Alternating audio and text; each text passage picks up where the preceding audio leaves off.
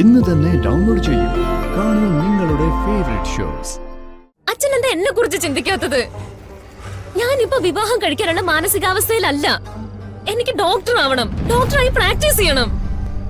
സൗഭാഗ്യേ, നീ മോളെ കാര്യങ്ങള് പറഞ്ഞ് ബോധ്യപ്പെടുത്ത. പരമശിവന്റെ പാർവതി അല്ല, പടനിലത്ത് പത്മനാഭന്റെയും സൗഭാഗ്യയുടെ മകൾ പാർവതിയുടെ കാര്യം ഞങ്ങൾ ഈ പറയുന്നത്. അമ്മാവന്റെ പേര് വിളിക്കുന്നോടി.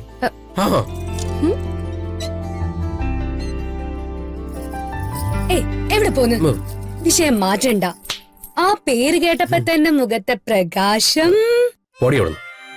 ആ ഞാൻ പോവാ. പക്ഷേ എനിക്കൊരു കാര്യം അറിയണം. ഏട്ടന്റെ മനസ്സില് പാറു ചേച്ചി ഉണ്ടോ ഇല്ലയോ? പാറു ചേച്ചി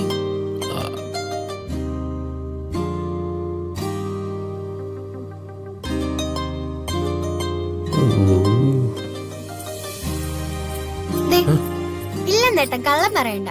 ഏട്ടൻ പാറച്ചേച്ചി കൊണ്ട് ബൈക്കിൽ പോകുന്ന രശ്മിച്ച് കണ്ടല്ലോ.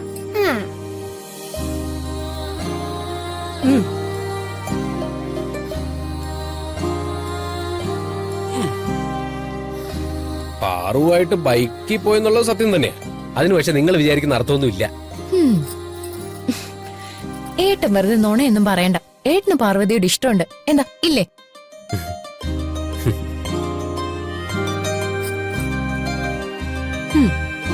ഇഷ്ടമുണ്ടോ ഇല്ലയോ എന്നോട് പറ. മോളെ, നമ്മൾ ഒരാളെ ഇഷ്ടപ്പെടുന്നതിന് മുമ്പ് നമുക്കതിനുള്ള അർഹതയുണ്ടോന്ന് ആദ്യം ചിന്തിക്കണം. പാറു ഒരു ഡോക്ടറാ, ഞാൻ വെറും ഒരു പലവ്യഞ്ജന കടക്കാരൻ. ഞങ്ങൾ തമ്മിലുള്ള അന്തരമേ രാജകുമാരിയെ സ്നേഹിച്ച ഭിക്ഷക്കാരനെ പോലെ. അങ്ങനെ എന്റെ ഏട്ടൻ സ്വയം ചെറുതാവുകയൊന്നും വേണ്ട. പണം കുറച്ച് കുറവായിരിക്കും, പക്ഷെ പാർവതിയുടെ ഭർത്താവാകാനുള്ള എല്ലാ യോഗ്യതയും എന്റെ ഏട്ടനുണ്ട്.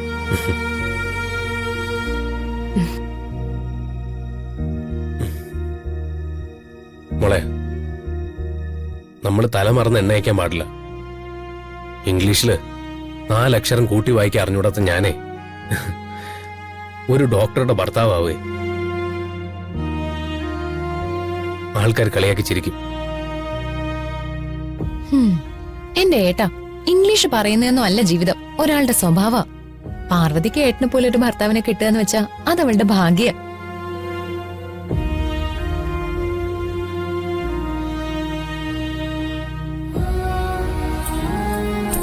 അതെ ഏട്ടാ, ഏട്ടാ സൂപ്പറാ. ഇരിക്കുന്ന കൊമ്പ് മുറിക്കരുതെന്ന് കേട്ടിട്ടില്ലേ? ഇല്ല. അതാണ് നമ്മുടെ ജീവിതത്തിന്റെ അവസ്ഥ.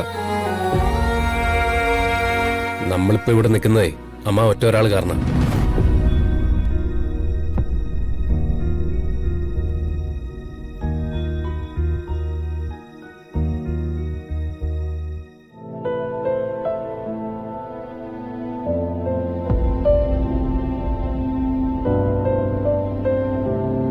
അങ്ങനെയുള്ള ആ ആളിനോടും കുടുംബത്തിനോടും നമ്മൾ ഒരു നെറുകേടും കാണിക്കാൻ പാടില്ല.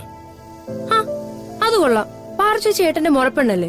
മുറപ്പെണ്ണിനെ ഇഷ്ടപ്പെടുന്നത് നെറുകേടാണോ? ചില ഇഷ്ടങ്ങള് തൽക്കാലം മനസ്സിൽ തന്നെ വയ്ക്കുന്നല്ലേ നല്ലത്.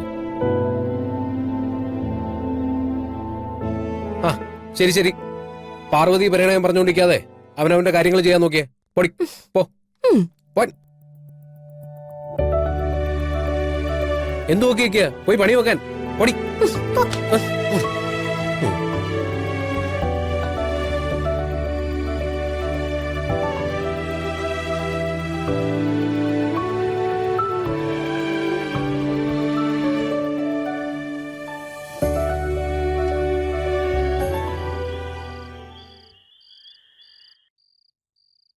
മോളെ,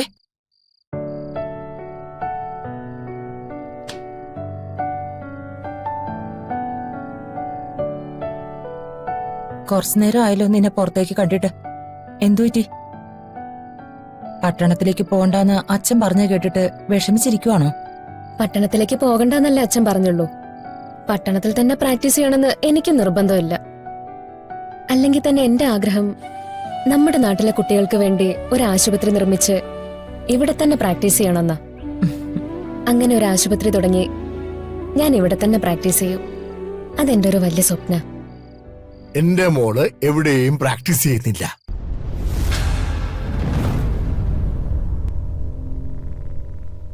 ഏതായാലും പഠിച്ചത് പഠിച്ചു. അത് ഈ തലയിൽ തന്നെ ഇരുന്നോട്ടെ. അതിനെ എടുത്ത് പ്രയോഗിക്കാനൊന്നും നിൽക്കണ്ട. അച്ഛൻ എന്തൊക്കെയാ പറയുന്നേ? ഇത്രയും നാള് ഞാൻ പഠിച്ചതൊക്കെ വെറുതെ ആണെന്നാണോ? അച്ഛാ, പടനിലത്ത് പത്മനാഭന്റെ മകള് ഒരു ഡോക്ടറാണെന്ന് നാട്ടുകാരെയും ബന്ധുക്കളെ ഒന്ന് അറിയിക്കണം. അത് മാത്രമായിരുന്നു എന്റെ ലക്ഷ്യം. അതിനുവേണ്ടി മാത്രമാ ഈ ലക്ഷങ്ങളൊക്കെ മുടക്കി നിന്നെ MBBS പഠിപ്പിച്ചത്. അല്ലാതെ കൊഴലും കോട്ടും ഒക്കെ ഇട്ട് നാട്ടുകാരെ മുഴുവൻ കൊണ്ടുപോയി ചികിത്സിക്കാനൊന്നുമല്ല. അച്ഛൻ എന്തൊക്കെയാ പറയുന്നേ? അച്ഛന്റെ ആഗ്രഹങ്ങൾക്ക് വേണ്ടി മാത്രമാണോ എന്നെ MBBS പഠിപ്പിച്ച്? എനിക്ക് ആഗ്രഹങ്ങളില്ലേ, ലക്ഷ്യങ്ങളില്ലേ? ഹ, ആ ആഗ്രഹവും ലക്ഷ്യമൊക്കെ നാലായിട്ട് മടക്കി മോള് മോളുടെ മനസ്സിൽ തന്നെ അങ്ങ് വെച്ചേക്കെ. നിനക്കിപ്പോ വേണ്ടത് ഒരു കുടുംബജീവിതം. എത്രയും പെട്ടെന്ന് നിന്റെ വിവാഹം നടത്തണം. ഇല്ല, എനിക്കിപ്പോ വിവാഹം വേണ്ട.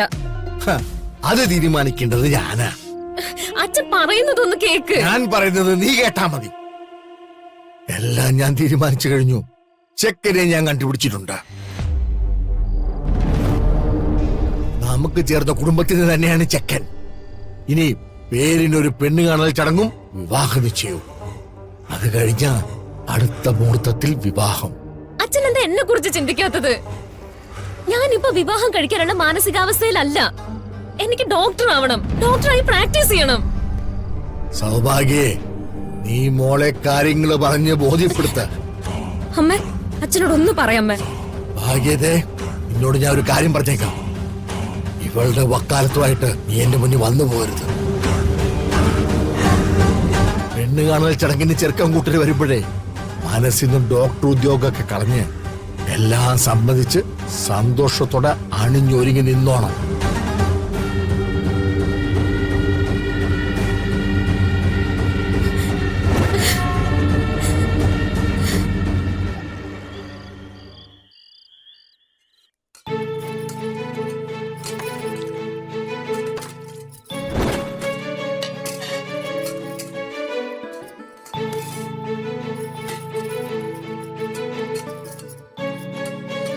അതിങ്ങടുത്തെ വേണോ?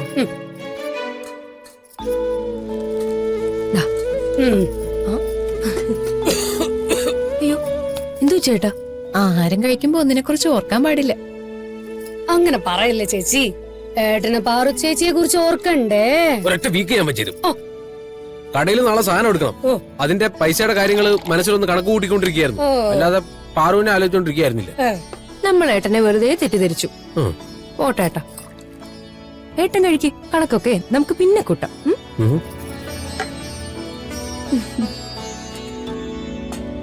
നിങ്ങൾ ഇരിക്കും. ഒരു പപ്പടം എടുത്തടി. രത്നജി, ആ ദാ ഗിരി ഗിരി നമ്മളെ ആരാ നോക്ക്. സതീശൻ ചേട്ടനോ? എന്താ ചേട്ടാ? ഗിരി ഇല്ലേ? ഏട്ടൻ കഴിച്ചോണ്ടിരിക്കുക. ഒന്ന് വിളിക്കോ? കുഞ്ഞി ഏട്ടാ, ഒരു പപ്പടം. സതീശൻ ചേട്ടൻ വിളിക്കുന്നു. എന്തോ പ്രശ്നമുള്ള പോലെ. എന്താ ചേട്ടാ? എന്തെങ്കിലും പ്രശ്നമുണ്ടോ? നിന്റെ ഫോണിന് എന്ത് പറ്റി? എന്താ കാര്യം പറ. അത് ശങ്കരേട്ടൻ. അച്ഛനെന്തു പറ്റി? നീ ടെൻഷൻ ആവണ്ട. നിങ്ങൾ കാര്യം പറ. നീ വന്നേ. ഏട്ടാ, എന്താ